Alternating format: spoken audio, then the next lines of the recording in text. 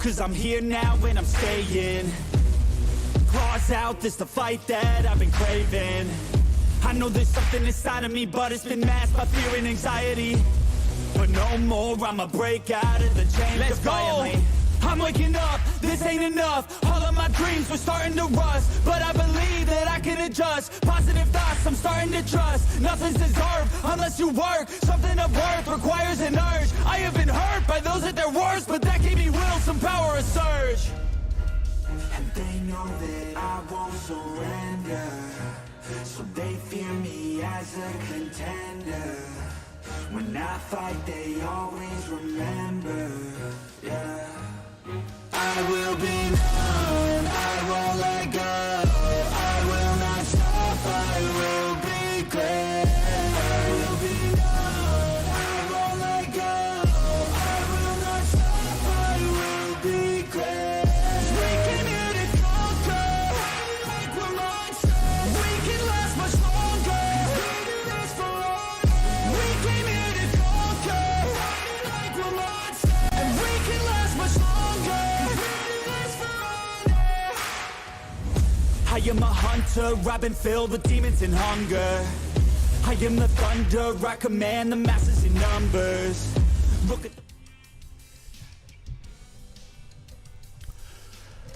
Hello and welcome to the Marko Yamashita Show. I am your host, Marko Yamashita, and today we are covering the stream that Mikeneko did yesterday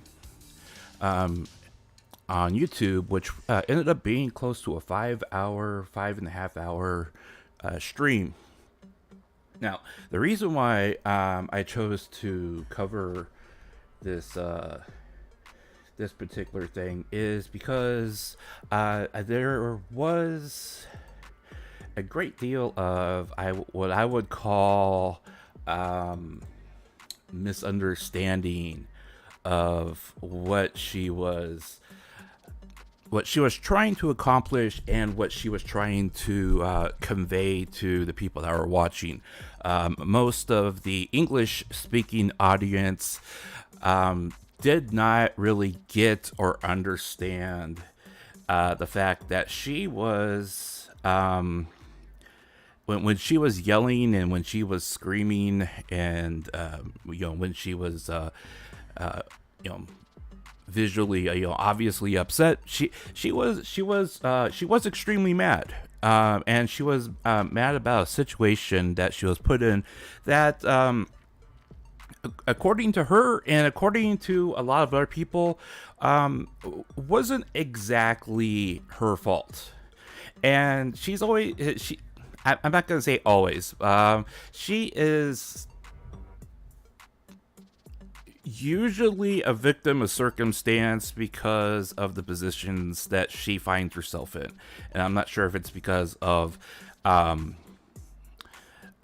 gullibility or if it's because of, well, we'll get into that. Okay, so as you can see, in the video here, she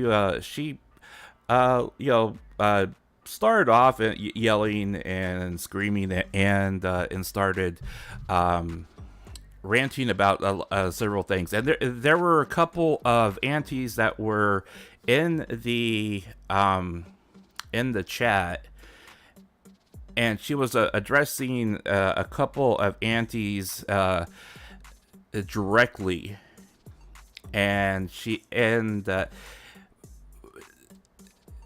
let me just say that if you go out and this is one of the things that she always finds herself getting trapped into, is that she tends to go out and ego search herself, and when she does that, she ends up finding a lot of talk and a lot of chatter about people that just have carried a dislike towards her and towards everything that she has done since the Russia incident all the way up till now. And there's a lot of hate out there that's still directed towards her, and there are, believe it or not, there are still semi-organized groups that are targeting her with various types of taunts and intimidations and trying to be antagonistic, try to basically try to mentally break her. Okay, and that's that's part of why she went on a sudden break here over the last, I think it was the last 2 weeks, where they suddenly announced that she was suspending activities while she was going to get medical help or attention and stuff like that. And she does address it in her stream itself, this particular stream here, later on. Now, what I want to start off with, though, is she started off with talking on this particular slide that she had presented for a very long time. And for those of you who are unaware of what this is, this basically refers to the Tokyo Jubutsu, and it basically translates into extremely negative. There are connotations of this particular saying having relations to, I believe it is. Yeah, scroll down to my notes because so that there are references towards this with the Kamen Rider series as well, and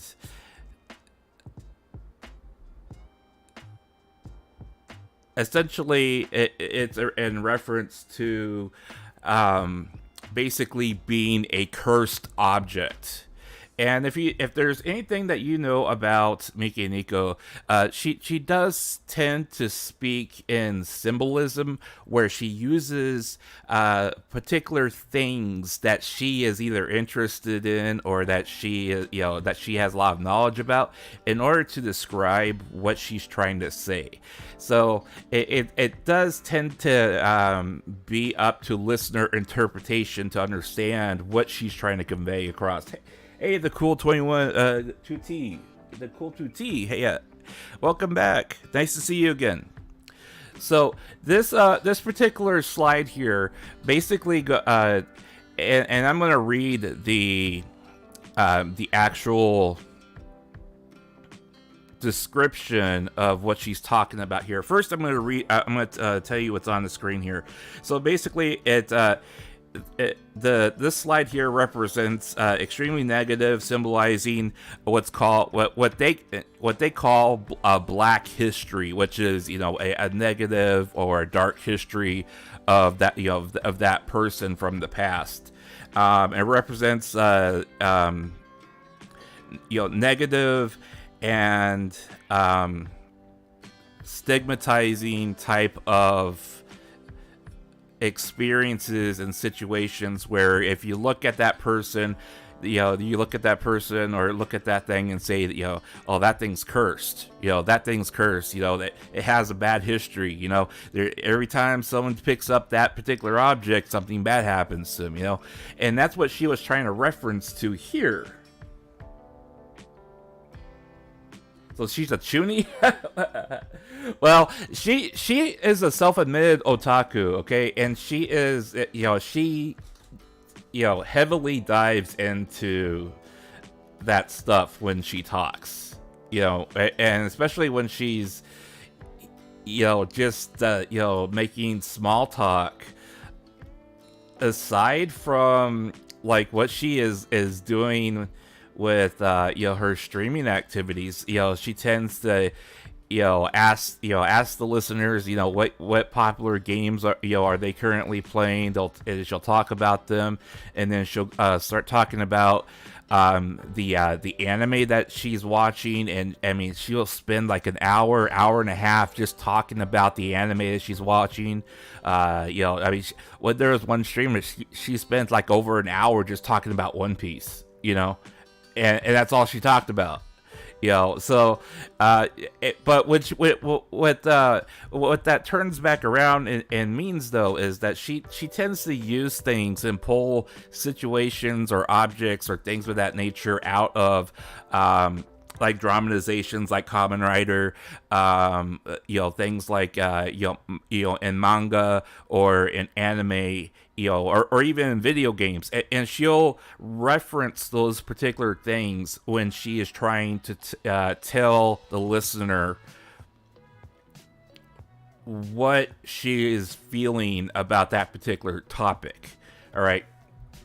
And in this particular case, she's referencing herself as being a cursed object, as being someone that has a dark past, has a quote unquote black history, that there are things that happened to her that were very bad, and that it's always been sticking with her. It always it has never gone away, those types of things. All right. So with this slide, she spent a lot of time on it, and she used the term, quite literally, because of just how cursed she feels like she is, and her situation, the situations that she finds herself in, because of, well, what happened with Hololive, and then having to spend an entire year just trying to mentally and psychologically recover from her situation to get to where she is now. Now, this has a direct connection to the topic that we are about to go into. Okay, so just hang with me here, because this is all interconnected. All right, so after referencing this particular slide here and talking about how she feels that things are cursed, and how her her past has followed her, and that people always look at her and say, no, she's nothing but trouble. The next thing that whoops, not that slide. I want that slide. Okay. This is exactly what she was referencing, and taking the cursed item and cursed history thing directly involved with the Epee festival that she was supposed to participate in, but then she was told it was okay for her to participate in it. She was told that everything was okay. You can go ahead and accept the invitation, because they invited two hidden special groups, special teams. They're doing 3-man teams, right? And her team was one of them. And and they were just waiting for confirmation that everything was in order for her to participate in it. And she was supposedly got the okay for it. She told the VTuber agency, that everything was good.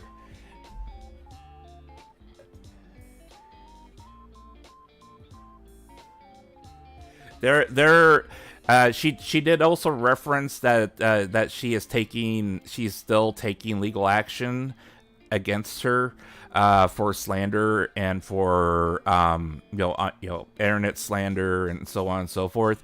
However, that kind of once the legal process starts, you basically just have to wait your turn, because there's such a significant uptick in cases that are regarding online slander, online harassment, online bullying, those types of things that, I mean, it just increased the load within the court system that tremendously, because now if you are a public figure of any stature, you can claim that, X, Y, and Z is defaming you. And, if it falls within the jurisdiction of the new law, then the case has to be, pursued. So, she did reference that case along with the, that she referenced, I believe there was at least 3 or 4 people that she referenced in the actual, her actual talk here, and we'll get to some of that stuff here in a second here.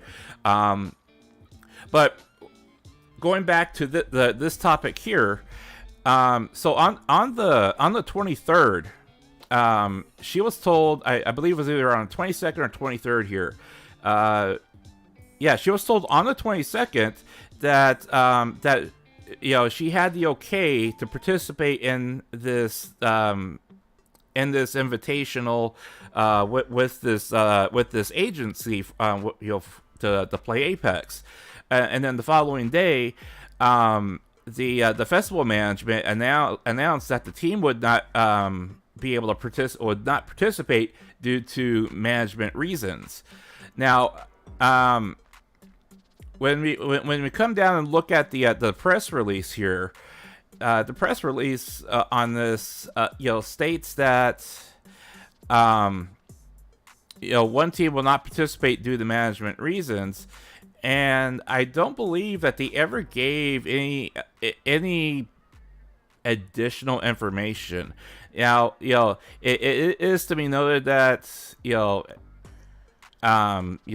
translation here is says one team has been suspended due to management reasons. However, when you dig a little bit deeper within the story, it was only Mikeneko that had the managerial action taken against her. The other two were still cleared to play. It was only Mikeneko, all right, and it was only that and according to her, and according to one of the other streamers here, the management had given prior approval for the organization of members and the announcement and the participation of the event, and then and so they announced it on social media, and then they were informed shortly afterwards that Mikeneko can't participate, and she was not allowed to participate due to management reasons. Now they discussed it. And they, and the team had agreed to withdraw from the event because she couldn't play, rather than, try to find a last-minute replacement for her. So, in a sense, that there was a holdup because of Mikeneko. However, the team itself was not suspended, and because of actions within the 3 members as a whole. It was only her. Now she comes back and talks about, this is a cute picture, by the way.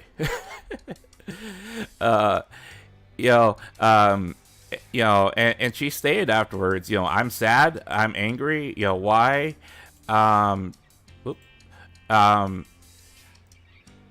Said, if they, and she went on to say, quote, if they do this to me, when I can't try anything new, I can't, if I try to participate in something,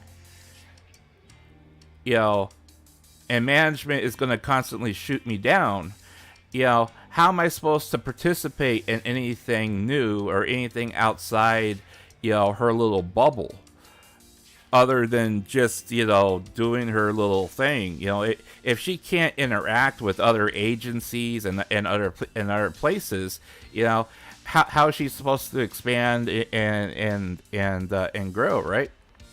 And she said that she hadn't done anything, and she had not done any actions that warranted management suspending her or pulling any kind of permissions for her to attend or participate in the event.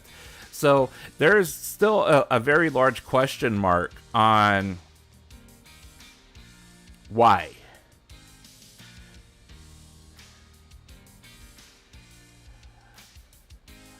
Let's see. The problem is how high the gotcha koi is. Yeah, we'll get to that, Caspi. We'll definitely get that. Maybe she didn't have to announce her involvement in the tournament. Well, they were going to announce her involvement in the tournament at some point. They were going to reveal what the who the other two participants teams were. So originally, and there's a poster of it here. Yeah. So here's the poster, or the ad poster for it, and there were a total of 3 slots here, and then they had announced one team, and then there were 2 remaining that they still hadn't announced yet, and so the agency themselves were the one, they were going to announce it regardless of if Mikeneko did it or not. And there was no indication that they were told you can't say anything, or you can't say anything until a certain date. They basically said, if you want to accept the invitation, then that's fine. We'll have you as one of our surprise teams. And it was invitational. So, if there was something like, any kind of media blackout, where they couldn't say anything until a certain point, they would have been told, it's going to be announced on this day. You have to wait until the official announcement by the organizer before you say anything. And if you notice, especially in the Japanese VTuber world, the individual hardly ever breaks the news first. It's always within the scope of the agency that they officially announce it. They officially announce it on, and I'm just going to use Hololive or even Niji as an example. They will announce it officially in an official, represented stream for that agency that this is happening. I am doing this, before they go out and start talking about it on social media. That's just the way it works, because you have to agree with that, with that agency or that organizer, when the announcement is officially going to happen, who's going to announce it first, if they're going to allow the person to announce it, or if the agency is going to announce it first, and then they can start talking about it on social media. That's how controlled it is. So my interpretation of the situation is that, they invited her, and then she, because remember, she is officially signed with Visojo and then also with this other voice actor agency. So she had to have checked with them to make sure there was no conflict of interest by accepting it. She was given the okay, and then later on, and that afternoon, they were suddenly told, everyone can participate except for her. Why? Because it was a management decision, and they don't state, which management denied it. they only state that management made the decision. So typically when it's worded this way, management means the organizer, management within the the organizer of the group, or the invitational here, which would be they reversed their decision, or they reversed their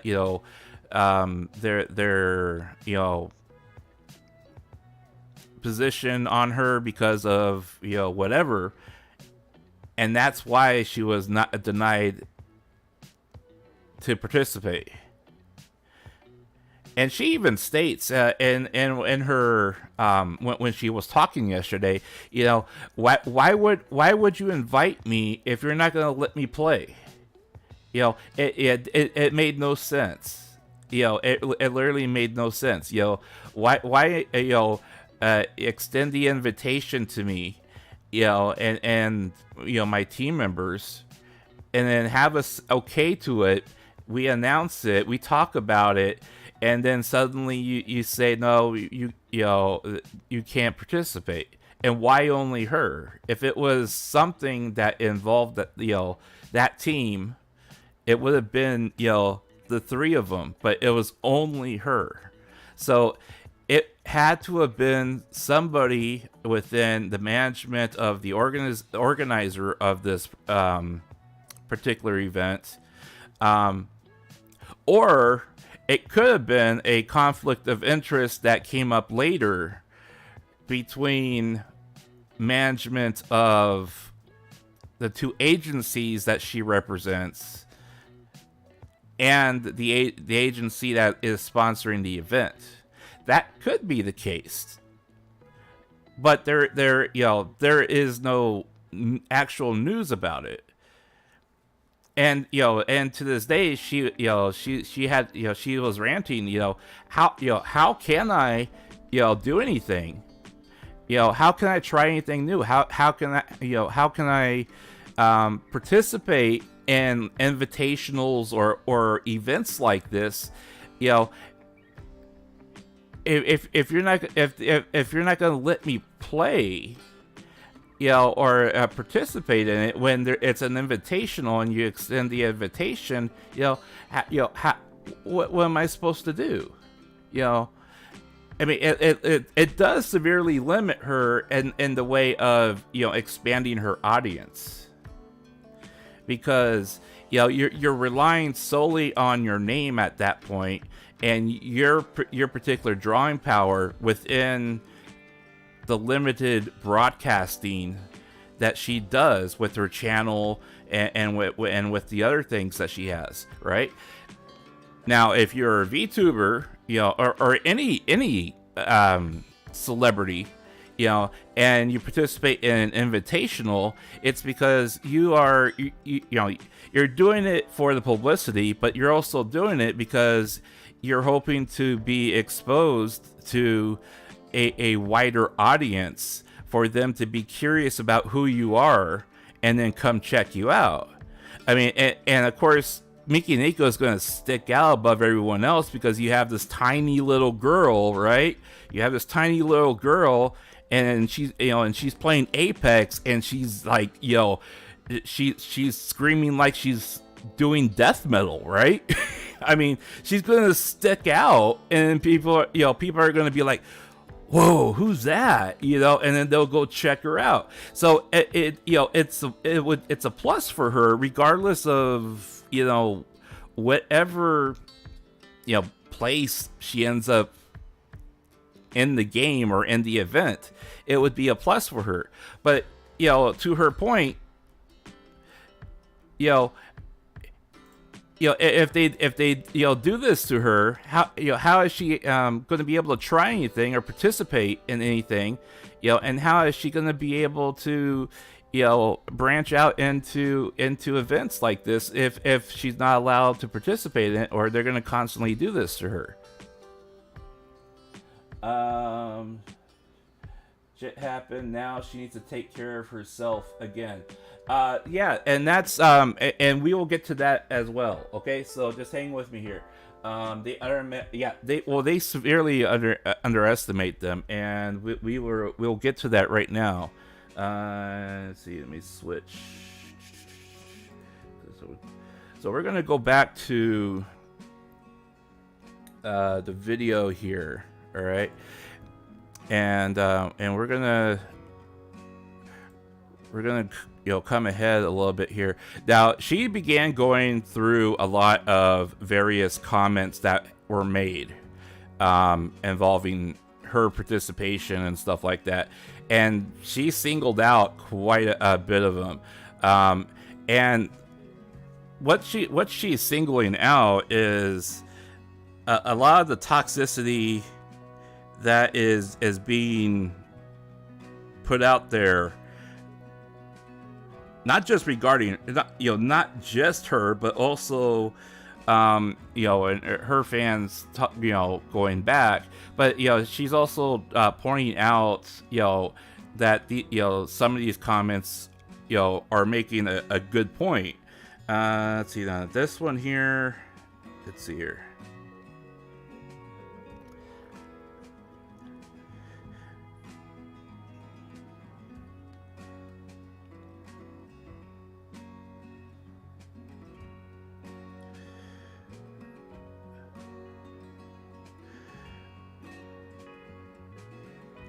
So the very first comments that she is singling out here are in relation to people slandering and bullying her. All right. This comment here says, let's see.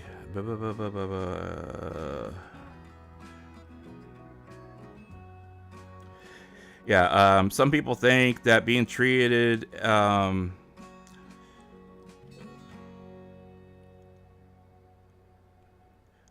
being treated like this is bullying, and some people think that it is special treatment. Which one is it? And what the commenter is referencing here is, they're singling her out because of her past, right? That's the assumption, and that's what she was talking about. That her past is coming back. It's coming back to haunt her. They're using that as kind of like a benchmark to say, well, she's trouble. She'll bring nothing but drama and chaos, and perhaps even controversy to the event and the event organizer. That's why we're not going to go with her, because she has a history of it now. And so the commenter is saying, well, is that really bullying her, or is she asking for special treatment because of the situation she was in? And she's like, well, it wasn't my fault. I proved everything was false. I proved everything was, not entirely my fault. She did do some things. Don't get me wrong. We're not going to go into that topic. She did do some things that caused her to lose her position at Hall Life. However, the original component of the controversy, she was able to prove that it was nothing but slander. And now she's asking for special treatment because she was a victim. And that's what the commenter is saying, or asking rather. Are you looking for special treatment because you were a victim, or are you mad because of everything that happened, and you're being singled out, and they're trying to use that dark past against her. And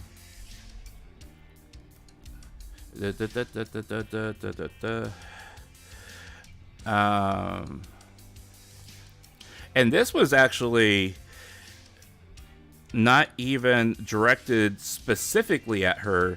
This was from a message board that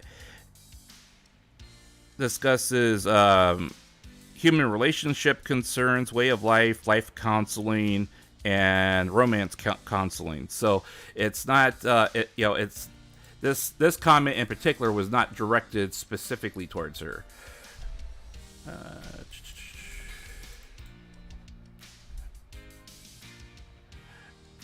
Okay. All right. Now this one here. Because I know a lot of people were asking, what does it say? What were they, what were all these things that she was putting up on the screen here? This is one of the responses towards the question, and I'm just going to go ahead and assume that maybe she was, that the question either relates to how she feels, or maybe she was actually the one that actually asked the question. When I got the translation for the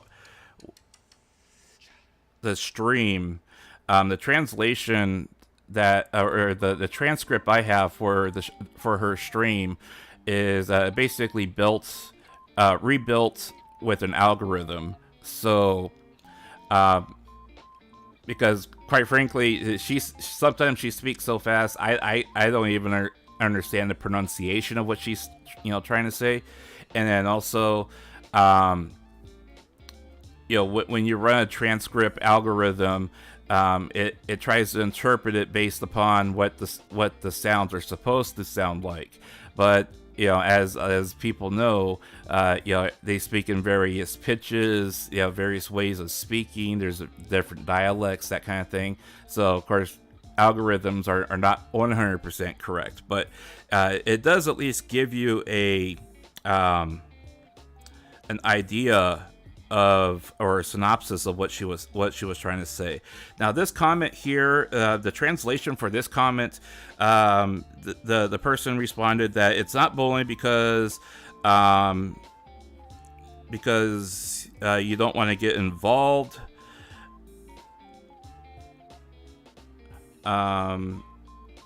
It's I don't want you to get involved in that.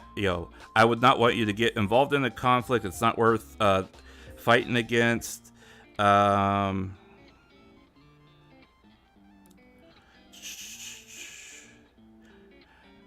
And she got mad about there's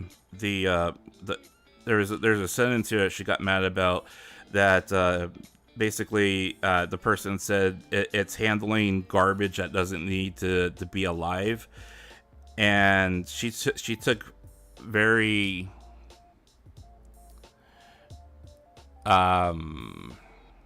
she took exception to that comment because people have been treating her like she's trash and that she's garbage and that she's a trashy celebrity or in a trashy idol that that people shouldn't waste their time on. And so she took a very, very big exception to that comment.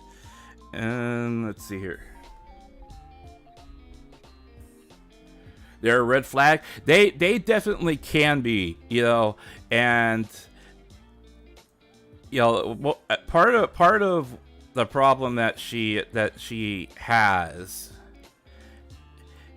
is that she cares too much about what other people are saying about her on message boards, and that's kind of like the otaku part of her. And she even talks about that, that her being an otaku is not it's not a secret.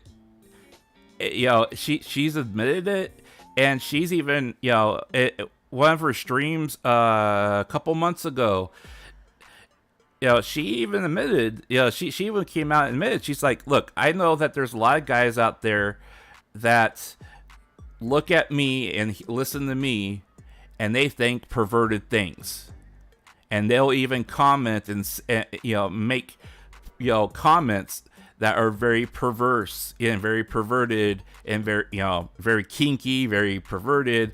You know, some of it's even degrading, right?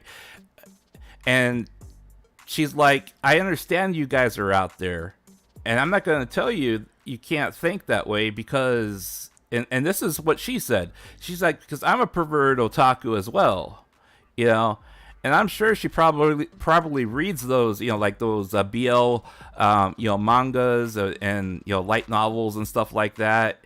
She probably has some of those romanticized types of things that she, thinks about or whatever. So she knows that you're gonna exist and you're gonna be out there, and and her rational attempt to try to rein those people in, she was basically saying, if you're gonna have those thoughts towards me, fine, but keep them under control, and remember that there's a line, there's a boundary, and it's not going to get crossed, and you're not going to cross it because I'm not going to let you cross it, and you have to have that rationalization of nothing more is going to happen other than you fantasizing about it, because if you try to have more than that and it doesn't happen, you're going to end up being one of those angry aunties out there that hates her because, she didn't, comply to your fantasy. And that's what what she was trying to avoid. And in a sense, that's what she's, trying to avoid with a lot of this, this current toxicity out there as well, because, she's fine with people not liking her, right? She's fine with it. She knows not everyone's gonna like her, and she realizes that, before, when she was Rushia, it was like, she could do no wrong, and people are gonna love her regardless of of what she says or what she does. She was on top of the world.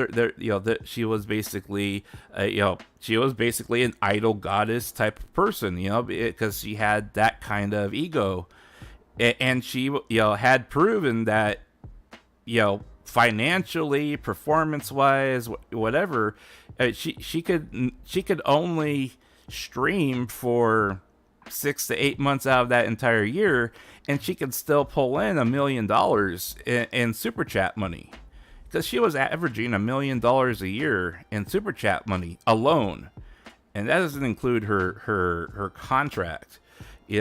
So when you have that type of way of thinking, and then you get knocked off of it, your ego gets shattered, right? And then your confidence is gone because the person and the personality you built no longer exists. And so she had to try to recover from that, and in a sense, she's still trying to recover from that.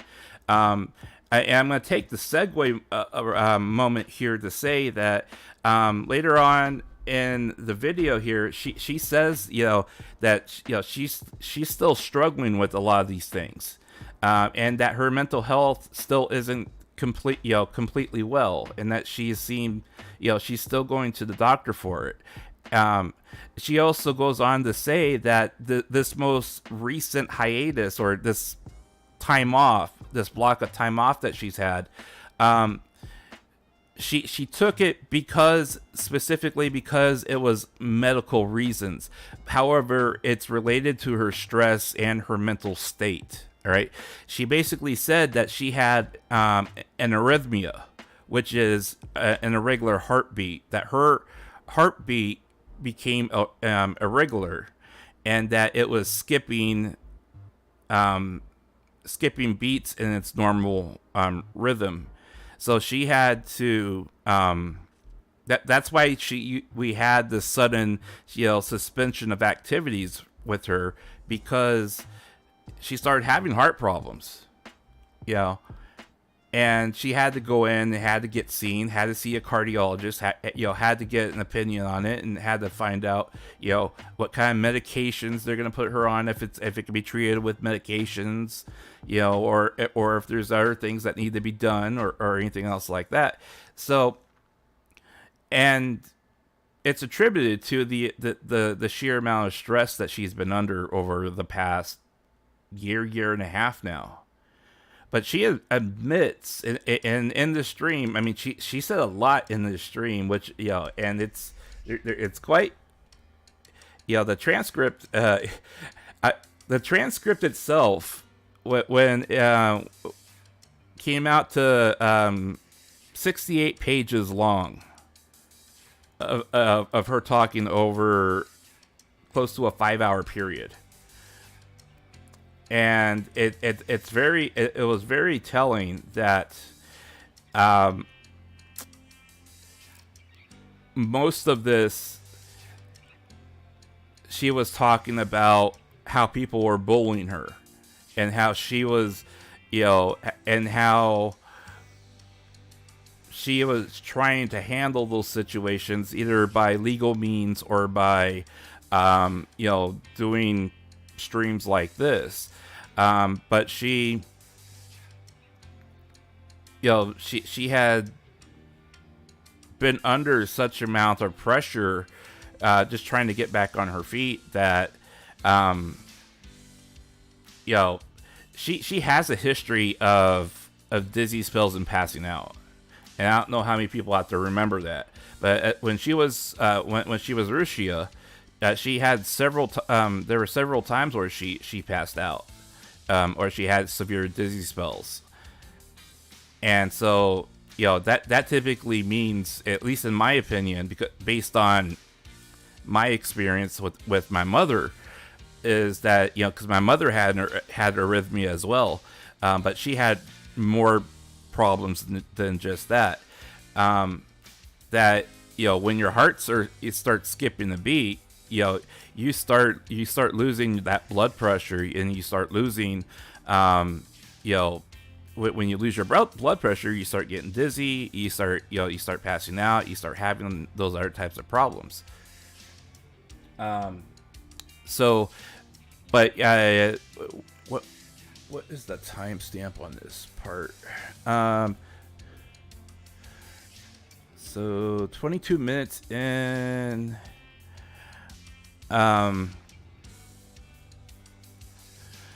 So yeah, 22 minutes in, when she was talking about this stuff here, she was still talking about also the Apex situation. She spent, according to the timestamps here, she spent close to an hour and a half addressing the Apex situation itself, and a lot of people were throwing out accusations, and there were a lot of people that were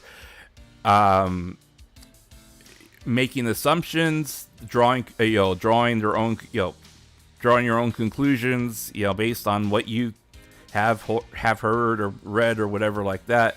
And she got mad here around the 17-18 minute mark, where she said, you don't know the details. You don't even know what you're talking about. You don't even know. You don't even know what I've been, what I've been trying to do or go through to get things to work. One of the aunties out there, one of the aunties out in the chat yesterday, basically said, you're just angry today because you're on your period. And she yelled back at him. She told him to shut up. I'm not a frustrated menstruating woman. I'm not menstruating. Which, I mean, come on, guys. I mean, if you're gonna think that kind of thing, don't say that out loud. I mean, come on, have a little class. Yeah, no chills. Exactly. Uh, you know, um, and then she went on to say, you don't know what I've been through or what I'm going through. I am stubborn. I've been having irregular heartbeats and I'm stressed out. So I'm limited on my capability and energy. So she can only do what she can. Within her means. Which, if you remember back when she was in Hololive, she took several months off at a time because of health related issues. And if you go back through the archive officially doesn't exist anymore, but if you go back and look at the archive, you can tell that one, she was having health problems, but then two, she was also going through her manic depression cycles at the same time, which were also contributing to her heart problems or her health problems in general. And so she would take several months off at a time and then come back, work another 4 or 5 months, and then have to take another lengthy break, in order to recover, and bounce back from those cycles. But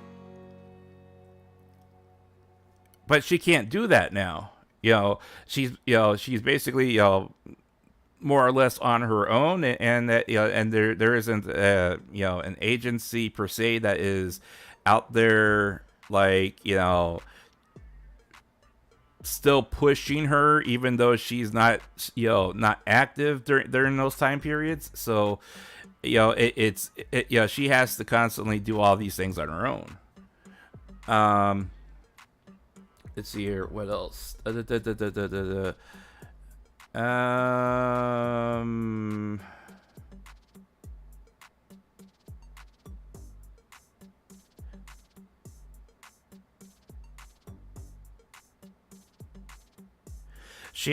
So there was and I don't have the link handy right now, but there was also a blogger out there that was throwing shade at her, and basically the blogger went out there, went on to Twitter, or now X, and pulled just a ton of different comments about her. Basically people in Japan saying that they're either that they wish she would go away, that they're not following her anymore, they don't like her anymore, and the blogger basically put, in big bold letters, you're losing your JP fandom. All you have left are your foreign Nikis. And honestly, she when she started going out on her own, she came out and said, if it wasn't for you overseas fans, I don't know what I would have done, because she thought the entirety of Japan was against her. And she honestly, truthfully felt that, the people that came and stepped up to save her were her overseas fans. That's why she tries to make an effort to have what she's trying to talk about at least be in machine translation on her screen, but obviously she forgot about it during this stream. But that there when she is streaming over on Twitch, it's a lot, it tends to be a lot more accurate than when she streams on YouTube. But she does try, hold the overseas fans, in high regard, because she feels at times, especially like this, she feels like her own countrymen are turning against her. but the overseas fans are still there, and they're not going away.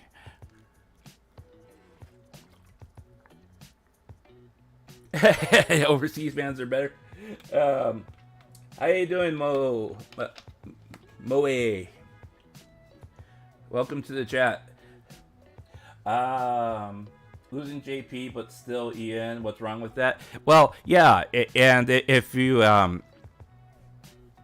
I believe I don't remember what the number was off the top of my head. I looked at the analytics for it. I believe approximately, and I don't quote me on this number because it's not going to be exact, but out of like the 800,000 subscribers to her YouTube channel, approximately 300,000, according to the analytics I saw, and this was 6-7 months ago, 300,000 of them are foreign or overseas, versus the rest of them being in Japan. So, that's no small number considering that, she still has a hard time speaking in English, because she really has to think about what she's trying to say. Whereas, when you're talking in your native tongue, you can kind of have your mind on cruise control while you're doing other things like playing games or handling things on the screen, that kind of thing. So, but 300,000 is nothing to sneeze at, right? And especially if you look at the currency exchange, where right now, like, the dollar is worth 140 yen, and that's significantly high and inflated compared to what, if you were to donate the same amount in the yen, that would be significantly less. So, just the exchange rate alone, can tell you, having those overseas fans can supplement losing your home base, because just because of the exchange rate, there's wiggle room there. So it's not gonna, it's gonna hurt, but it's not gonna hurt nearly as much. Whereas if you lost, say, a third of your audience because of whatever, right? So.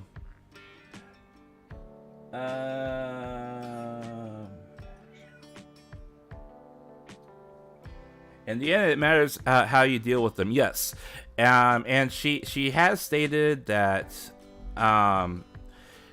she still has that the attorney on retainer, and any serious situations or encounters she has, that information gets sent directly to them, and they start working on it. See here.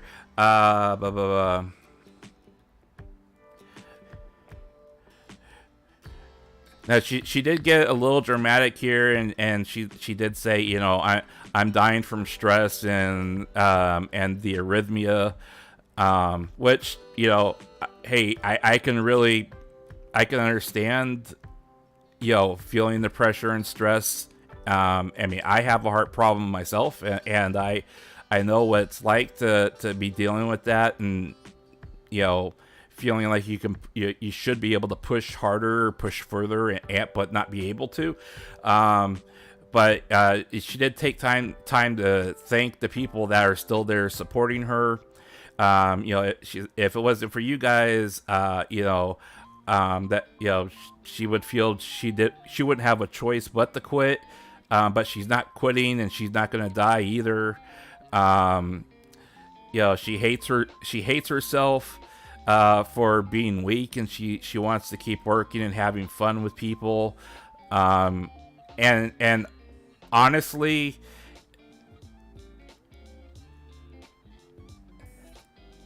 the translation's a little garbled here, but basically it around the half hour mark at the very beginning, she says something to the effect that even when it's painful, or I don't feel like streaming because of her mental and health issues, that she still does it because she loves her fans, and loves the people that keep coming back. And she wants to keep having fun with people and doing the things she's doing. But she hates herself, and I absolutely hate myself because of what I'm going through. She says that around the 24-minute mark. And I can relate. I can understand. It's painful. It's very painful to to work through your mental health situations and not feel like I really don't want to do this today. Around the 25-minute mark, she says, I'm in pain every day, even if I'm laughing. I've been in such a state for about a year now, which is basically her recovery and bounce back from Hololive. And I've been crying a lot. I've been crying so much that I ran out of tears and I can't cry anymore. It's not that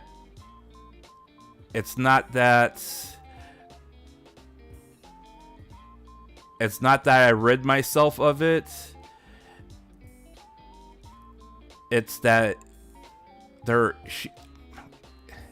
and that's and the translation's a little garbled here as well. But it's not that I don't want to cry anymore.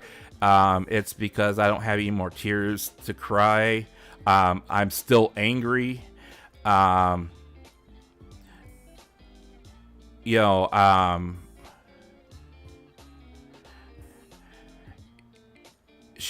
wants to protect what she's made, what she's built. Let's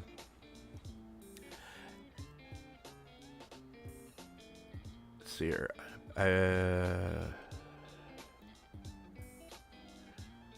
And she hates being on hiatus. She doesn't want to take the time off to deal with these things, even though she knows she needs to. I'm not running away. Me being on hiatus or taking a break is not me running away.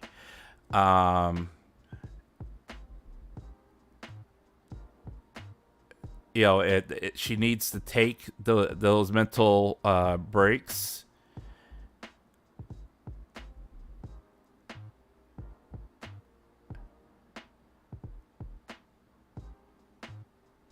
And then somebody said something to her, and I don't have the transcript of the chat, but somebody said something to her, and she turned around and said, I can respect your freedom of speech, but that I've had enough of that. I'm here right now to have a dialogue about what you're saying. And I know it's not going to stop, so I'm warning you now. I'm not sure why you're saying that, but I think it's I don't think it's good for people to talk like that, and especially around new people.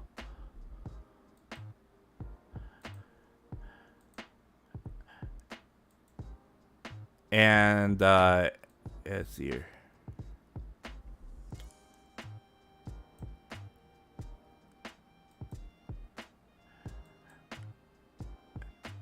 And it's not good for you to talk to people who are going through things like this, because they're in trouble, and they have been in trouble for a year and a half, and they haven't been able to solve it yet. So yeah, she went into what went on about a lot of people that were giving her a hard time. Now, if you notice on her tomorrow, I think enough people in chat convinced her to do it, but so supposedly tomorrow she's trying to figure out. I guess she's trying to figure out how best to do it. But tomorrow she's going to be streaming, and she's going to try to do her own Apex thing tomorrow on her channel. I'm not sure how she's going to do it exactly, and I looked at the waiting room, and there isn't much information on it right now. But she was feeling so gloom about this whole situation that they started talking about playing Apex together, and she's like, I would love to play Apex with you guys. I mean, that's and she wants to do stuff like that with her chat and with her members and subscribers and stuff like that. And so they started talking about how best to go about doing it. So they're apparently going to do that tomorrow, which is going to be, I think is a positive for her, because she has it's I understand. I can sympathize with what she's feeling. All right, because I've been diagnosed with what's called dysthymia. All right, and that's in layman's terms, it's called persistent. It's a persistent mood disorder, which is a class level of clinical depression. It's the type of, and basically it's depression that lasts for over a year, and it's persistent. It can come and go, but it never completely gets solved, and there's no resolution or thing you can do in life to bring closure to it, so you can get on from that depression, right?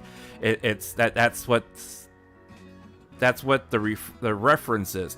And now there is a class above that, which is major mood disorder, which is what she's going through. And that's where the diagnosis of manic depression, of people that bipolar, that's another term that they use for it, and that's what she's still feeling and what she's still going through. She says here, I'm going through a lot, and she apologizes. She apologizes profusely, and there's another slide here that she shows, and that's what she's referencing. That people are basically telling her, they're basically telling her, you have problems, fine, but don't tell us about it, because we don't care. If you're here, you're here. If you're not here, okay, that's fine. But don't, and this is what I hate about the current state of streamers, okay? This is what I really hate about the current state of streamers, because Mikeneko is trying to explain to her listeners what she's going through, and what's happening, and why she keeps disappearing on people, right? And because people are like, we want answers. Why are you acting this way? Why did you do this? Why did you do that? And this goes all the way back to when she was Russia. And people call her a fraud, and that she's she's just doing this for the as a way of controlling her audience. And I kid you not, there is an anti-hate group out there that has an entire I'm gonna say it's a dossier, right? A dossier on Mikeneko, where they claim to have documented that every type of manipulative action that she uses against her audience. That way, when they recruit people into that group, they use that as a reference to convince them this is what she's doing to people. All right, but the thing is that, you know, the references that they try to use, and the only reason why I know about it is because I you know, when things like this happen, you know, I start digging and looking to see, you know, what the chatter is, and some of the chatter is really out there, but you know, they reference like a almost a 10-year window. And out of a 10-year window, they pull like 7-8 events out of a 10-year window, right? Now, in real life, all of us go through some type of life-changing event on a regular basis. It could be, you know, major. It can be minor. We could break up with a girlfriend. You can get a new girlfriend. You know, you can get married. You can get divorced. You know, you can have a kid, or you can start going to college. You know, all these things, you know, happen on a regular basis, and then you have a reaction to it. You know, the only difference is that between us and her is that hers are publicized, because she chooses to be a public figure. So she's in the spotlight, and all that stuff is put under a microscope. But that doesn't mean that, you know, she's intentionally going out there and doing this. Now, there is a case to be made that, you know, her current mental faculties make her predisposed to taking those types of risks or having that kind of behavior when she goes through these behavioral cycles that you go through with manic depression. However, that does not make her, you know, a manipulator, especially on an intentional level. The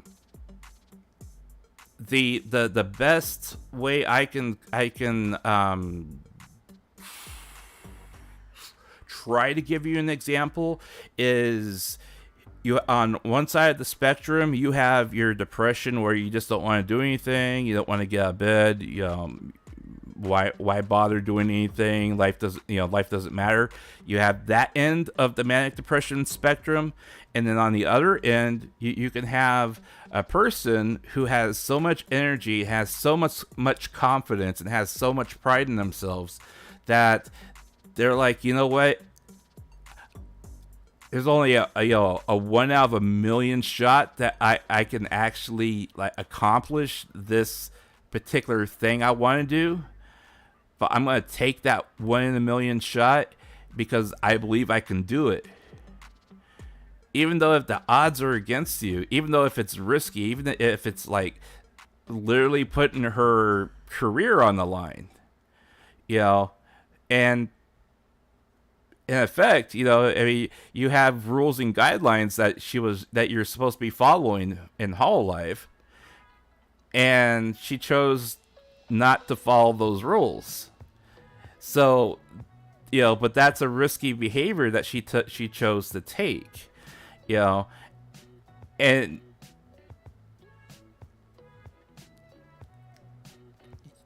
you know, we all you know have situations like that. You know, we all go through it. There, you know, there's no manipulation that is necessarily happening, you know, on the kind of level that you would see with other people, where, you know, I mean, I've questioned it so many times in front of people, and I get the deer in the headlights look, where, you know, you have a streamer, a woman streamer, you know, that has a lot of adoring fans, and they start talking about something, and then, you know, the stream ends, and then within 5 minutes on social media, they drop a link to the thing that they're talking about, and then a couple of minutes later they're like, oh, I really wish I could afford that, and then the next day they're still talking about it and saying how I wish I had money for that. I wish I could afford it, but I can't afford it, and stuff like that. And because they know that they can, if they stoke the flames just a little bit, they can convince chat to give them money so they can go out and buy it. And it's not like where you have the people in Hololive where when everyone was just starting, and like Ina, for example. Ina, I mean, you're just starting, just trying to get on your feet. Hololive was not exactly, it was getting popular, but it was not as big as it was now. And her computer was struggling in what she was trying to do and present. And chat said, well, you're working for Hololive now. Why don't you just get a new one? And she's like, I can't afford it right now. I'm not making enough with Hololive to afford a new computer right now. And she was just trying to get her everything with streaming going before she thinks about that. And she didn't say anything else after that. But then chat threw her $5,000 collectively to buy a new computer. I mean, they're like, okay, you need a new computer, you need an 8-core processor, we need to get you an RTX, how many monitors do you have? Do you need an extra monitor? Do you need a new monitor? Okay, here you go. I mean, and she was like, no, I don't need any of these things. And I mean, she wasn't even asking for it. And they're like, oh, you don't need a new monitor. Okay, well, here's another $500. Go buy one anyways. And she's like, no, stop it. Whereas you have other one that people are like, they're like, they just like keep nudging their audience. I really want to buy this. I really want to buy this. But Mikeneko doesn't do any of that. I mean, all she's done for the past year is try to get back on her feet, try to find her place in the VTuber society. And you have a split audience that one side of the audience is constantly saying you spent the last year and a half on this pity party, it's time to stop. And they don't want to acknowledge that, she's suffering from a mental illness right now, and that stuff just doesn't go away with a pill. It does. There's no time frame where you say, okay, it's been a year. It should wear off now. It doesn't happen that way. And that's what I absolutely loathe about, the entire VTuber industry right now, because streamers and listeners both have this mentality that when you're presenting yourself as a VTuber, you have to 100% be perfect at all times.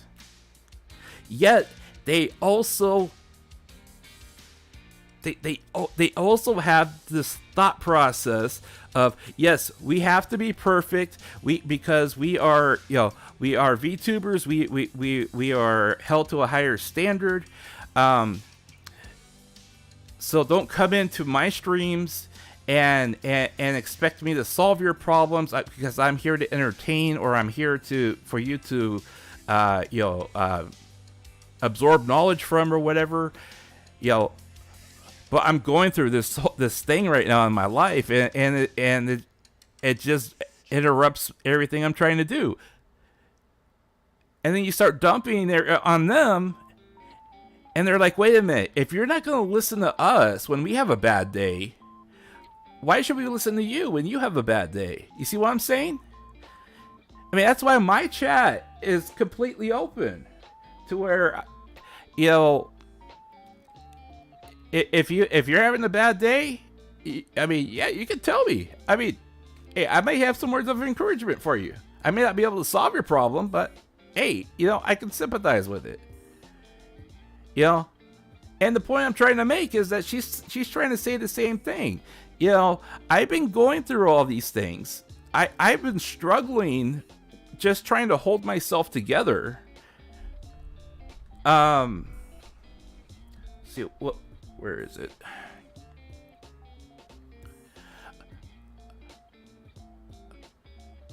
You know, and again, she to reiterate, you know, she's been crying a lot. You know, she used to cry a lot. I used to cry all the time. I've cried so much I can't cry anymore because I don't have any more tears to shed. You know, I'm sorry that I'm sorry that I keep talking about this stuff in front of you guys. You know, there are people out there that, you know, that are not kind people. I've been very lucky lately. And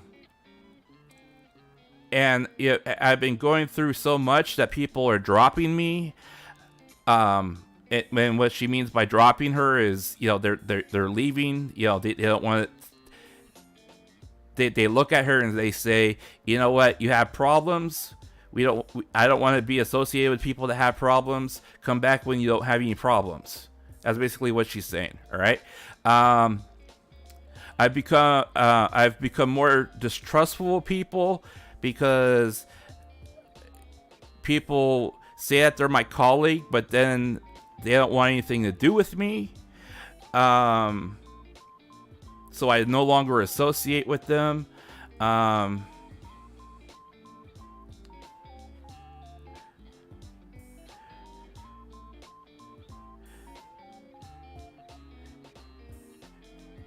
You know, when I stream, let's see here. When I stream, I try to I try to be what's that word?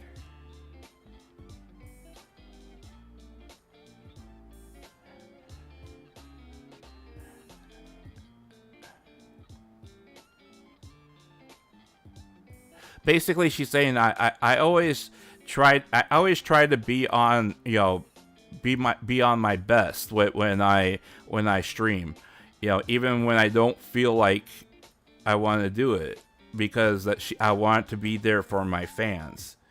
Let's see here, what else?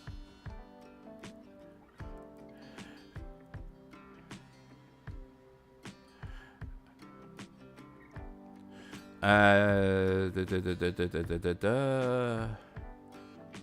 yeah, she spent you know, an hour and a half talking about the people that are that have been throwing shade her way because of this whole Apex thing. And then she goes on, let's see here, after the 130 mark,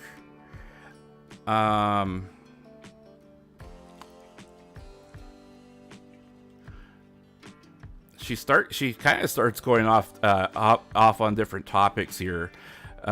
It looks like she's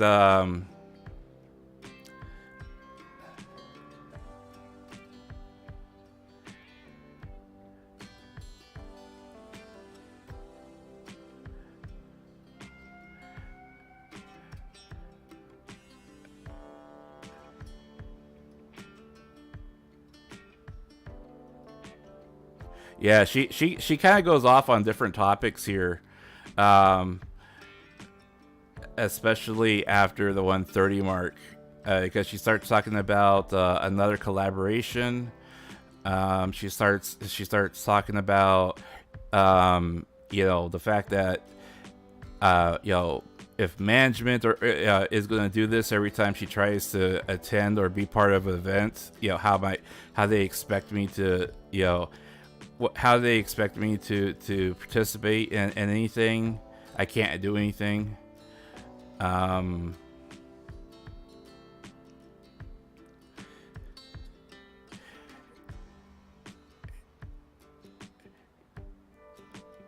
she talks a little bit again about her health, with with her the arrhythmia that she was experiencing.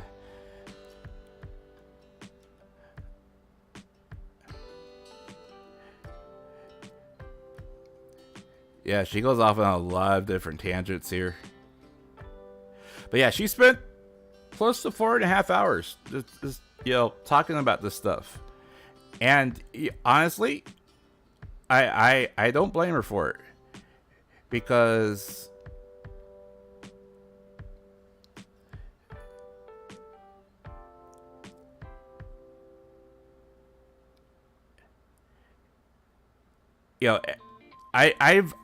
I've never been a huge fan of hers. All right. I'm saying this up front. I've never been a huge fan of hers. I have followed her, and I especially found her, her entire persona in Hall Live very entertaining. But I was never like an uber fan of hers. I was only a member of her channel for 2 months, and that was the last 2 months that her channel existed, because I was archiving everything and trying to figure out what happened. But I did follow her from time to time, right? And I have like been able to get short communications between her. And basically it was things to the effect of, hey, I'm going to be talking about this from an English, listener's perspective. These are the things I'm covering. These are the things I'm talking about. I would give her kind of like summaries of that. And and then she would, send a response back. Thank you for trying your best to help me with things.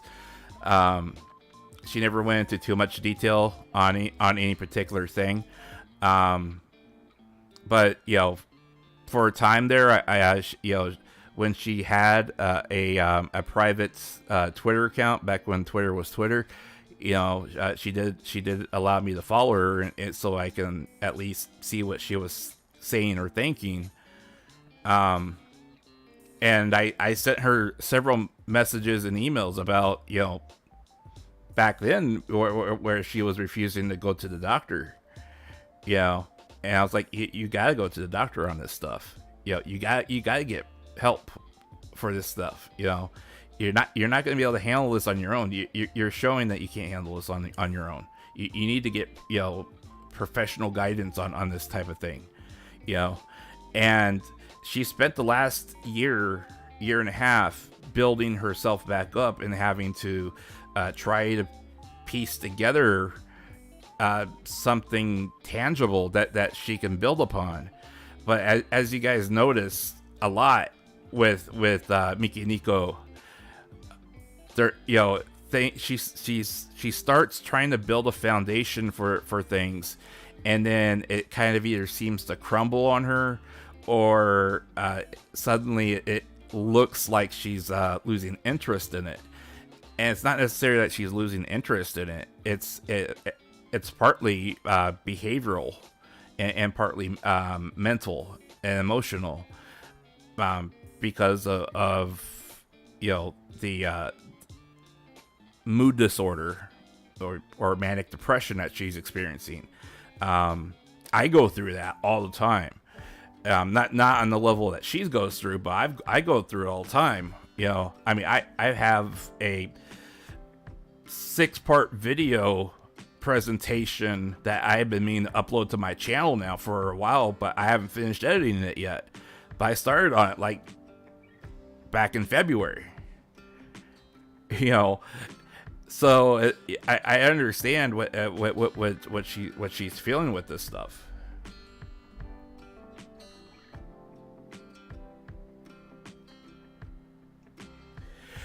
And that's the thing. Her character was, she's built a reputation with a specific persona. And if there's one thing I've learned about VTubers over, since I've been a VTuber, it's that people tend to try to stick to the persona that they have built, even after they move on. You know, if they're with an agency and then they graduate, they try to stick with that persona or something similar so they can retain as much of their fan base as possible, right? Now, there are occasions where, on the professional level, a person will transition from one type of persona to another when they start off on a different company. And that's only if they're trying to make a clean break from what they had built, because they want to start new or fresh or whatever. But most people try to hang on to that persona, and so that's why she's, she doesn't work for a lot of people, because her persona has a split personality, and kind of like almost a duality, of towing the line of darkness and then darkness. I mean, she's not like Hachima, where Hachima supposedly had like the soft idol side, and then you have the morbid princess of darkness, I eat spiders side. Risha is this kind of like dark and then darker. It's like how many shades of black can you actually get out of everything, So, but yeah, she's definitely a character, and I mean, if you've seen any of her real life pictures, of her non-VTuber pictures, you wouldn't necessarily think that she would reflect the type of personality that you hear. But looks can always be deceiving, right? But I mean, you would look at her and say, she has to be a nice person or a nice gal, and I'm sure at heart she is. But what the other thing I always tell people, and I even tell other VTubers this, is you can tell your audience till you're blue in the face that the persona that you're presenting is not the real you. However, there is always a component of the persona you're projecting that is you. That's just fact. If you cannot inject your own persona into the character you're trying to build, your character is not going to work. It's going to look fake. It's going to sound fake. People are going to say you're faking it. And that's why a lot of people end up failing in their first or second attempts as a VTuber, because they try to be something that they're not, and they don't have the ability to carry that persona with them every time they turn on the mic. That's why Calliope Mori, she's not the Grim Reaper's assistant, okay, but she does rap. She does make write her own songs. She had done that before Hololive, and she's still doing it. That's part of who she actually is. That is in the character, right? Ina is not a squid or octopus. She's not a taco. She's not really a taco. But she is an artist. She does very good work. She does, she does digital art on the side, and as everyone has been able to see, she does some amazing artwork. again, that's part of who she actually is. You know, you're always gonna put a part of yourself into your character. You know, and like people ask me all the time, they're like, well, I heard you have a backstory in the lore.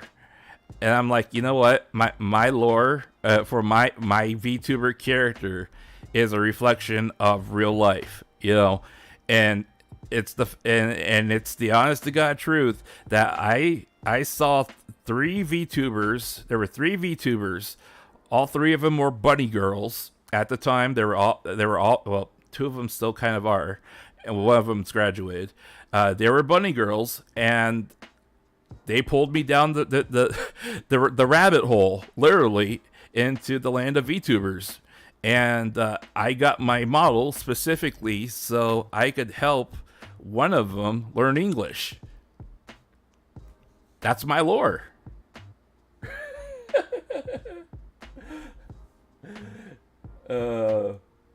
Wolf,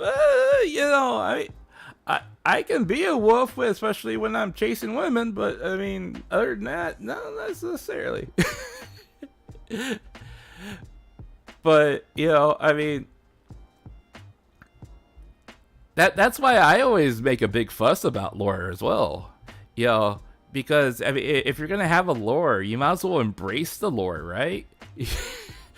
There should be aspects of that lore that you continue to carry with you. It's not, I mean, there are so many people that are like, yeah, my name is so and so, and I am the prince of darkness and evil that comes from a long lineage of people from Count Dracula, and I am here in the mortal world to dominate, and empower, and take over, blah blah blah blah. And then they don't embrace the character, they don't embrace the lore, they don't even try to present a compelling Transylvania voice. I mean, so did you just pick the avatar because you like the way it looks? I mean, maybe write your lore a little differently, I mean, you could be, I mean, and that's the fun thing about being a VTuber, right? Is that you can basically, you're a clean slate when you debut. You're a clean slate where you could say anything about your backstory, and it immediately becomes canon, and you can carry that through, and that's part of what, guys. That's part of what Hololive is looking for. To be honest, okay. I mean, let's look at Fuamoko. 2 girls, sisters, actual sisters in real life. Perfectly in sync with each other. They carry their backstory. They have carried their backstory from day one. All right. They have carried. They not only presented the backstory, but they have carried the backstory, and they have continued the backstory on social media. All right. And you know why they have been so successful is because in their former life, they carried their backstory when they worked for their former company, and they embraced that. They embraced their lore. They embraced the fact that they were 2 sisters who worked for a travel agency, and that travel agency introduced and did tours for people that were coming to Japan. And they carried that backstory. They carried it all the way through the entirety of their former life. All the way up to the day they graduated, they carried it. Even after they graduated, they carried it for 6 months. They provided updates to their fan base via their manager, and they carried the lore even after they graduated. And that's why Hololive said, "Hey, you know what? We're gonna take some of that and we're gonna put it up here." And they already have like over 500,000 followers or subscribers in a month. And the amazing thing about them is that they have made more in super chat money in 1 month than they made with their former agency an entire year. That's how successful they are, because they carry their lore. And they carry it forward. I mean, that's why, like, you know, Mikeneko continues to be who she is and be known for who she is, for better or for worse, because of the lore that she established as Rushia, and it carried over into Mikeneko. You know, now there is a case to be made that, you know, there's a lot of baggage that comes with that lore, you know, and that we're not necessarily seeing the best representation of that lore in its current state. But she's the prime example of why a VTuber and why their listener base has to understand that the person behind the VTuber, you know, has a real life, and sometimes those lives start blending together into the persona that they're presenting. Because there's always going to be that aspect of your persona that you present to other people that is you. And if you're being affected in real life, it eats away at that aspect, that one part of your persona when you present yourself. And it can eat away at it to the point where what's happening to you in real time ends up crossing over, and your persona and yourself and yourself become one and the same. And Hachima is a perfect example of that. You know, as much as people love Hachima, yeah, I love how Hachima built her own lore. You know, she literally, I remember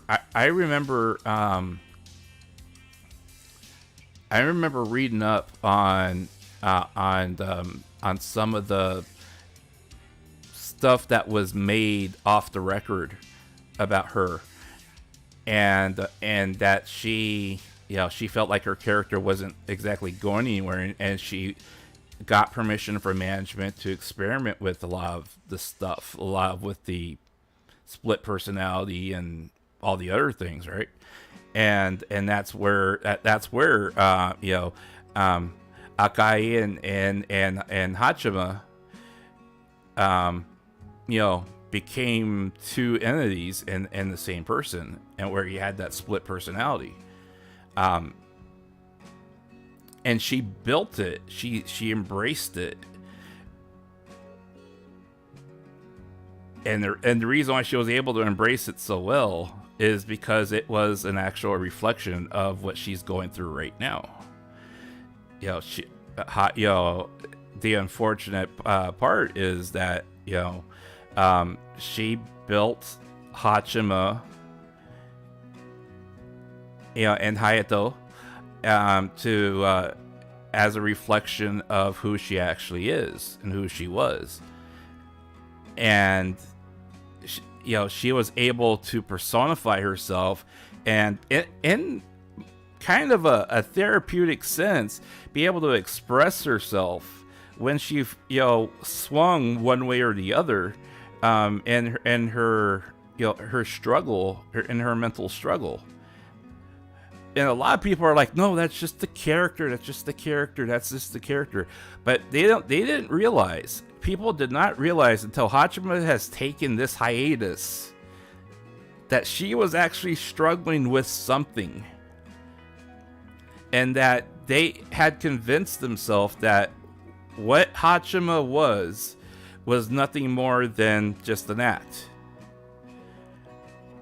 But people like me who are in the know, we knew that behind the scenes, she was struggling with this stuff.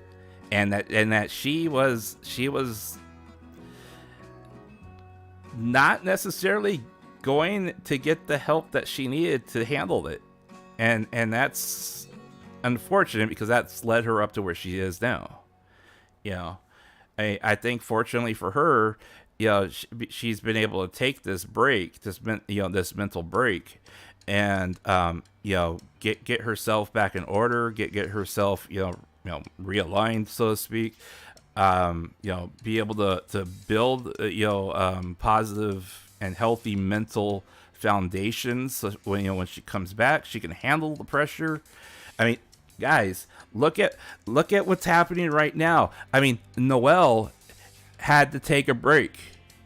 She's taken I think like a 15 or 21 day break right now because of her mental stress that she's going through, that hall life has put her through, just to get through the beginning of this year, and all the merchandise push, the concert pushes, you know, all the presentations, all the different sponsorships that they signed. You know, they had to do all that stuff.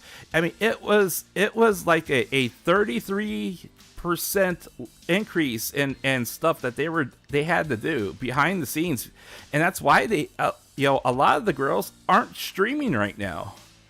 I mean, Roboco, that's why she's not streaming right now, because she has been so burned out on everything that, I mean, her health has taken a dramatic hit again. Then you have, you know, Hachima, she's out. You have Noelle, she has to take a mental break. You know, there was one more that had to do the same thing. You know, I mean, these girls aren't just there playing video games and singing, you know, and that's it. There's so much more that's happening behind the scenes. Some of them are running their own side business, in addition to working for Hololive, and then they also have to do contract work on behalf of Covercore. So, you know, the ones that do have like artistic skills and all that other stuff, they have to take on projects, work on them, and then send them out. So, I mean, it's not like, you know, they're just sitting there idle, you know. So, you know, I hope people start understanding a little bit more that, you know, yeah, you can be a casual fan of you know, a VTuber, and not necessarily involve yourself in you know, their everyday life. However, if you call yourself a casual, yet you are watching them every single day, and that you like can almost like verbatim like quote something that was said in a stream from that week, you know, when they come out and say, hey, I'm sorry, I've been going through a lot of stuff here, you know, and I hope you guys, you know, can just bear with me, because I mean, I'm really struggling right now. Chances are they have been struggling with that for a long time, and they're just now coming out with it because they've gotten to a point where they can't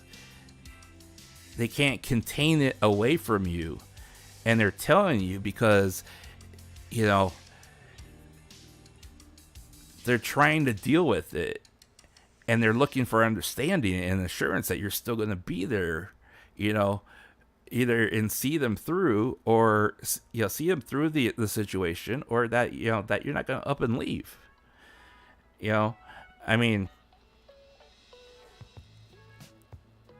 it's kind of like almost asking your best friend, hey, you know what, man, I'm going through some hard times right now, and I'm not necessarily going to be around to hang out with for right now until I get back on my feet, but I hope we're still homies when I come back, And you're kind of wondering, okay, well, if I'm not going to hang out with him for a while, is he going to like say, oh, he don't care? He don't want to hang out with me. I mean, he found somebody better to hang out. Well, screw him. He's hoping you're not going to say that kind of thing. That's what they're going through. Heidi, that used to be a peony from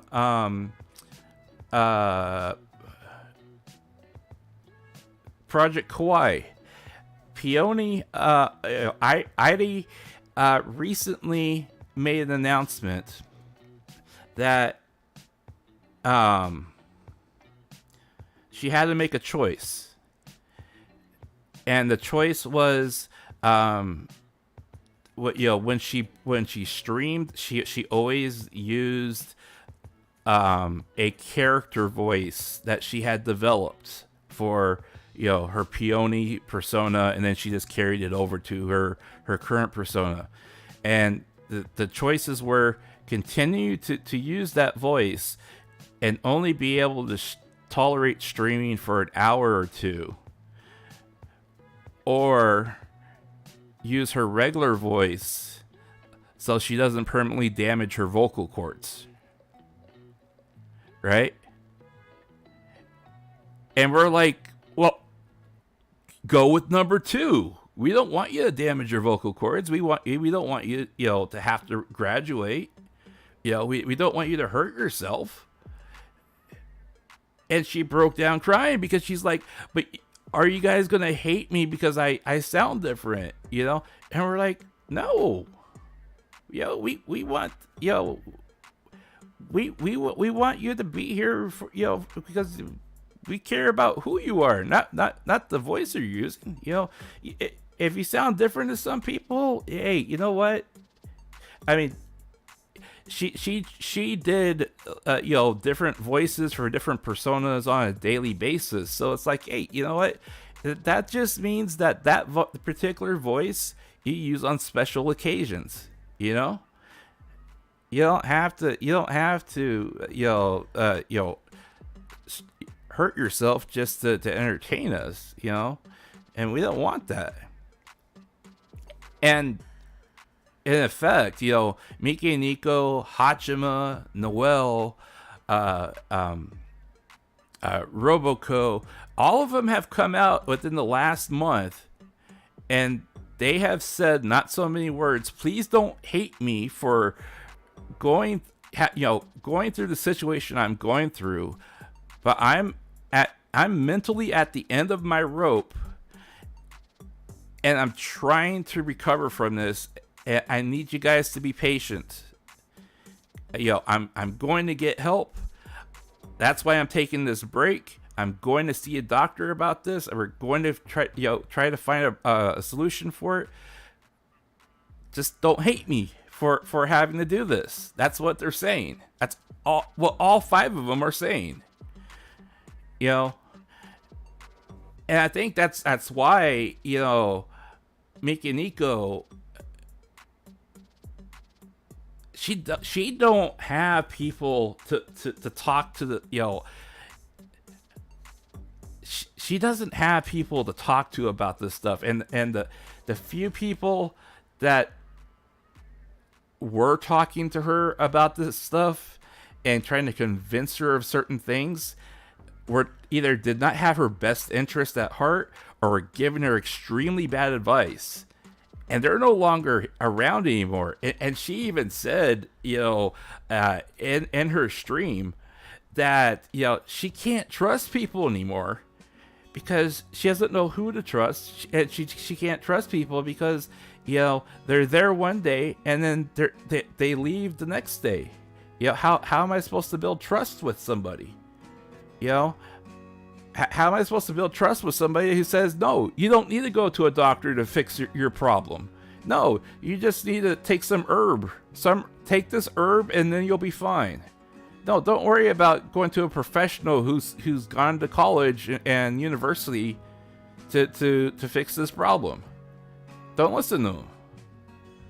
I mean, what kind of advice is that? You know what I'm saying? Well, and that's why people need to be understanding about this stuff, you know, because there's so many people out there in the fandom who are like, okay, why are you telling me all this? Just tell me you're taking a break and then come back. I don't want to hear this, you know. And it's kind of like, okay, well, you know, when you have a problem, when you or me or the regular guy, regular person, when we have a problem, and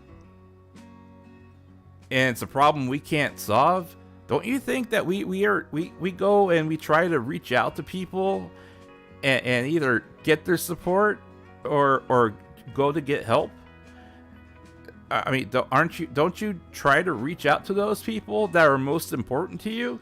I mean, the 800,000 people that are subscribed to Mikeneko are important to her because she don't have nobody else.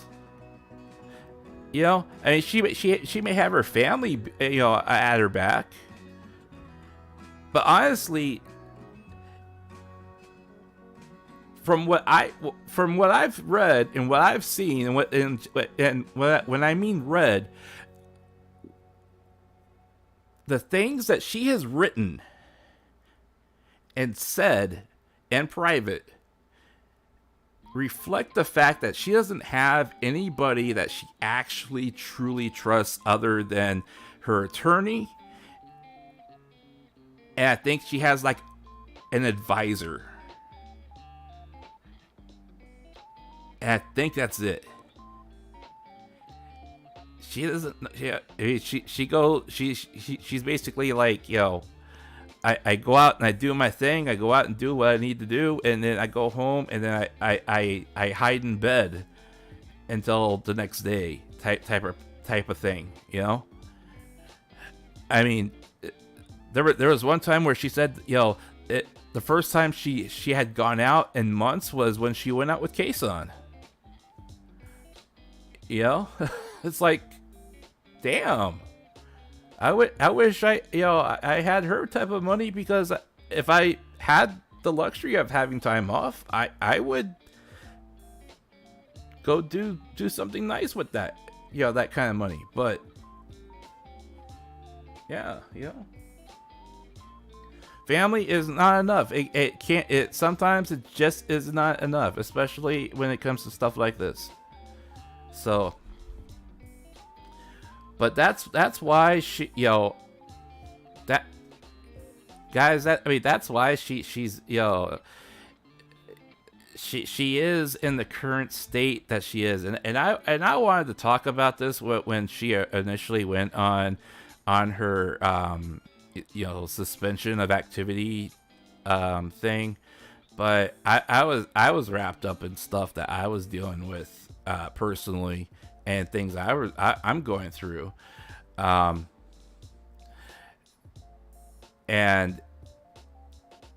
it was almost a reflection of everything that she said yesterday,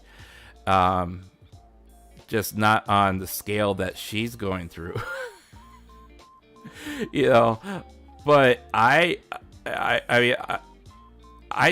think the reason why I continue to follow her as closely as I do and talk about her like this is because, you know, there is so much it reflected back at me that mirrors things that, you know, things in my life that she's going through, and I can sympathize with this, with what she's saying, you know, and what she's trying to accomplish, because I'm kind of in the same boat. I mean, I've been wanting to stream now for days, but my depression has killed me from doing that. I have Starfield downloaded. It's ready to go. It's ready to stream.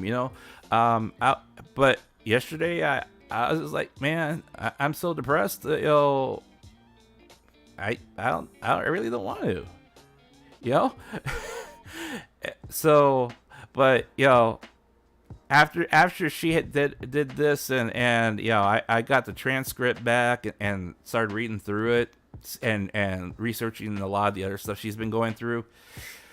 Man, I'm just glad she's talking about it out in the open, and she's not allowing other people to make the dialogue for her, because if she can't afford to let people talk about this stuff and make the story for her.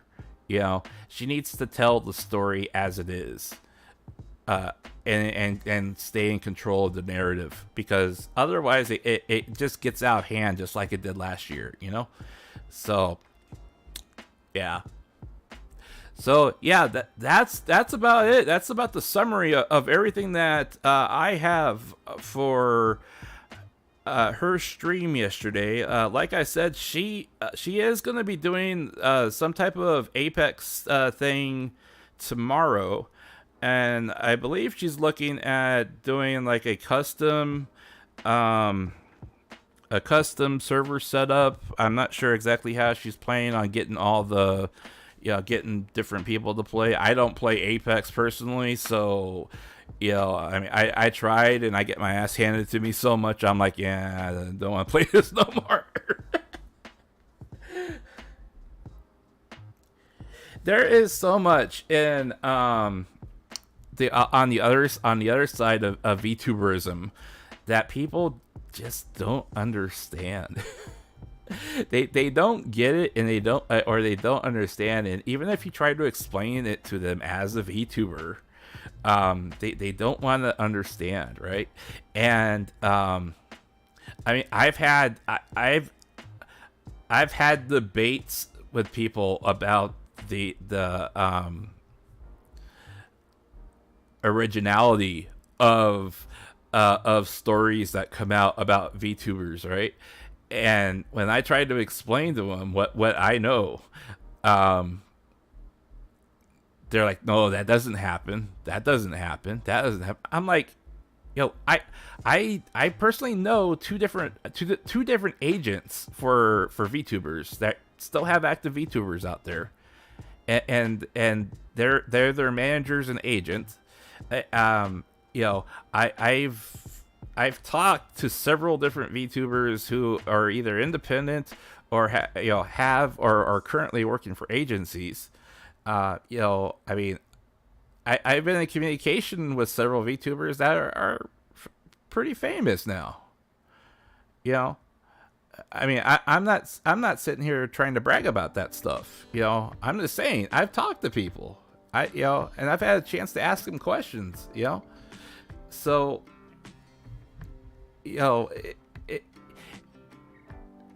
It's a very different world on the other side, and not all of it's great. It's not sunshine and rainbows on the other side. Some of it is extremely dark, and it's dark to the point where it almost literally sounds like fiction, but it actually happens. I've tried to tell people this before, but people don't listen, obviously.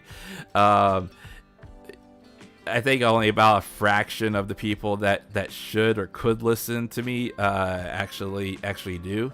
But I've warned people before. I said, you know what? I said, I'd put your wallet away for this person or this particular VTuber, because they what they do is they have. This is one of the tricks, and I'm going to use the word tricks because last time I used the S word. I ended up I ended up getting myself into a lot of trouble with a lot of their mega fans. One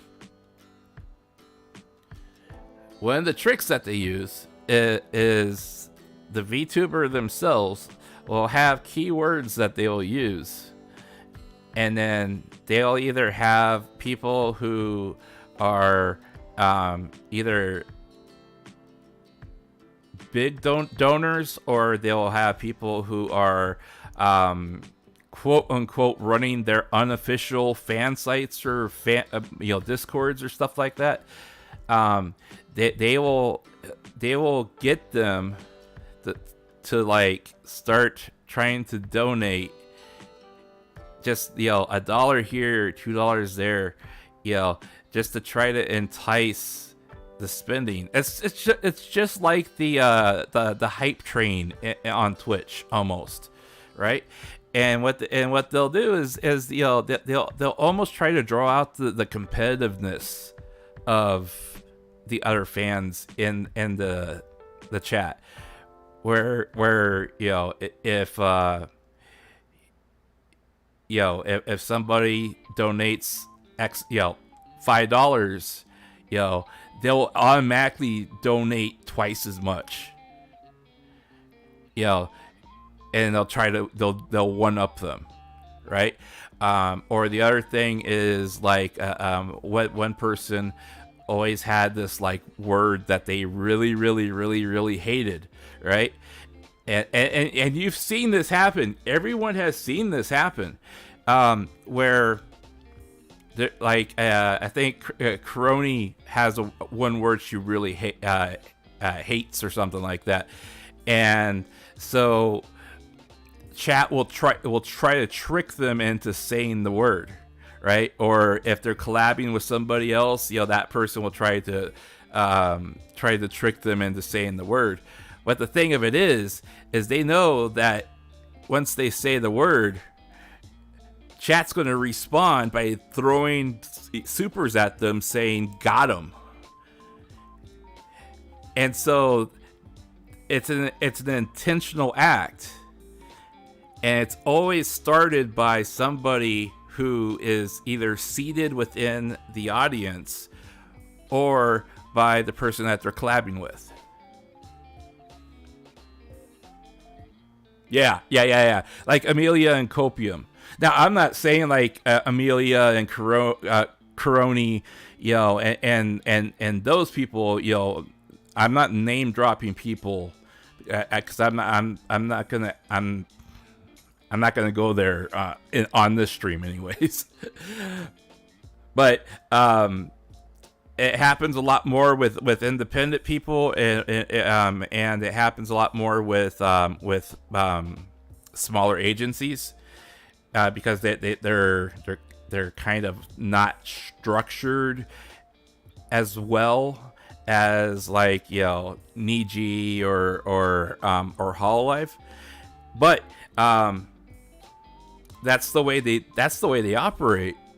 Is they try to get them to donate by either having something to entice them to donate, or they'll have like a keyword that they try to use to get that thing going. When the whole sneezing thing first came about, and one of the VTubers would sneeze on stream with the mic on, people started faking sneezes just to try to get them to donate. And that's why that kind of fell out of favor, is because Corone,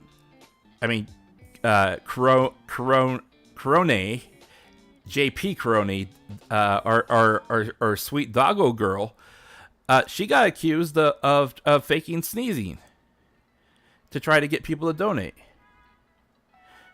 And Coroni didn't even know that people were donating for that kind of thing, because that was like maybe like a week before that a week after that became a popular thing, and she sneezed in succession within like a 30-minute like window or something like that, and she got accused of faking her sneezes to try to get people to donate.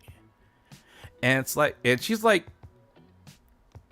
"You guys pay me to sneeze?" Yo.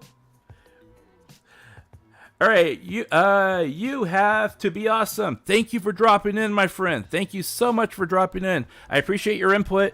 It's nice talking to you. Please stop in again whenever you can. All right, we'll be around. If anything does pop up with our girl, we'll let you know. But I mean, the meaning of this story is that people accuse Mikeneko of that kind of manipulation as well, right? And she don't do that. I mean, you have people dropping $500 US dollars before she even starts streaming. When the waiting room is still up. I mean, you have people sending Aka spas before she even talks.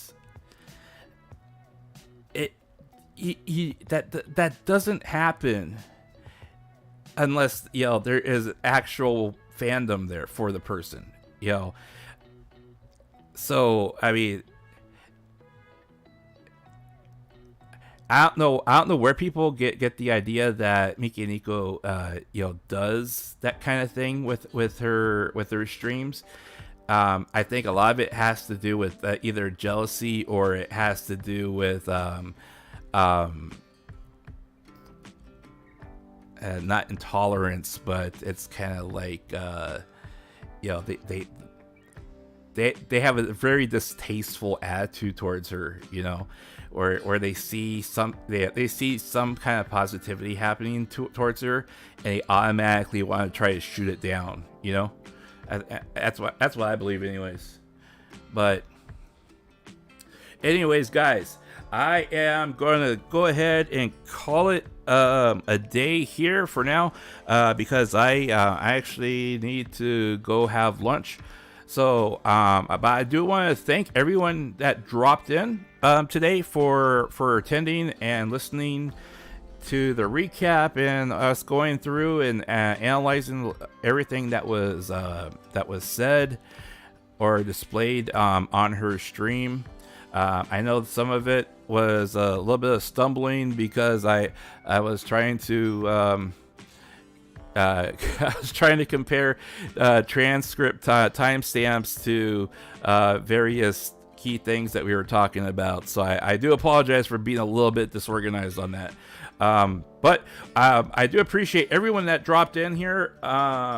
Kuro, thank you for dropping in, my friend. I'm doing better. I am wrapping things up, but I am doing better. But thank you for dropping in. Yeah, the cool 2T. Thank you for dropping in.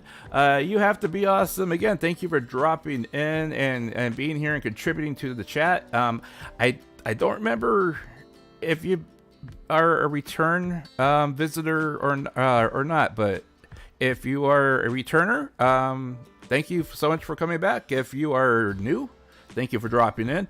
Moe, thank you for dropping in. I appreciate you. Man, you talk a lot in chat too, and I appreciate your contributions to the chat. Because I mean, you give some good opinions, and I really appreciate that. That's what I do this for, is so we can talk about these things. It's okay to talk about this stuff, guys. I mean, it's okay to talk about it here. If I have the floor open like this, it's okay to talk about that stuff here, because it has to be talked about, so people can understand what is happening, other than trying to like assume things or just trust some other person that tells you third hand that hey, this is what it really means. You gotta talk about that stuff, so that's why I do this. That's why I do what I do, is so we put the facts out there and then talk about it. So Caspi, thank you for dropping in. Uma1324, thank you for dropping in. I did not see you sneak in here. Thank you so much for dropping in. I appreciate that. And of course, I know that we have all of our lurkers that come and go. You guys are always welcome here, always welcome to lurk, always welcome to be here and not say anything. I do appreciate your attendance in the audience. And if you do feel like commenting or talking, hey, you know what? My floor is always open. You guys can talk, and and we can discuss things, and the only thing I ask again to my audience is that if you, if I am steering a conversation in a certain direction because of the topic at hand that I really want to discuss, stay on that topic. But otherwise, most of the time, it's kind of like, hey, we can talk about whatever you want to talk about type thing. So, but just remember that, like, when I do streams like this, it's typically, we try to stay relatively on topic or related to the topic that we're talking about. But other than that, this stuff happens and it's real, and we do have to, get perspective of it in order to either continue to appreciate the person that we're discussing, or the thing that we're here for, the VTubers. So, all right.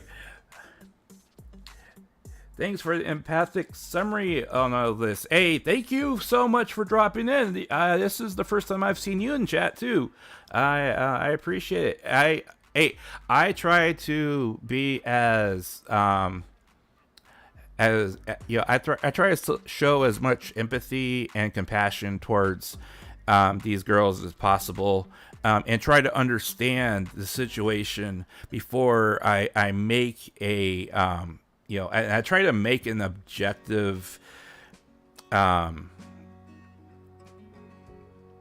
stance on whatever topic it is that we're talking about, because it is very easy to be dismissive of a person that is struggling through something like this, or anything that the Hololive girls or the Niji girls or the Vizojo girls. It's so easy to just kind of be dismissive and standoffish, because you were just a fan, right?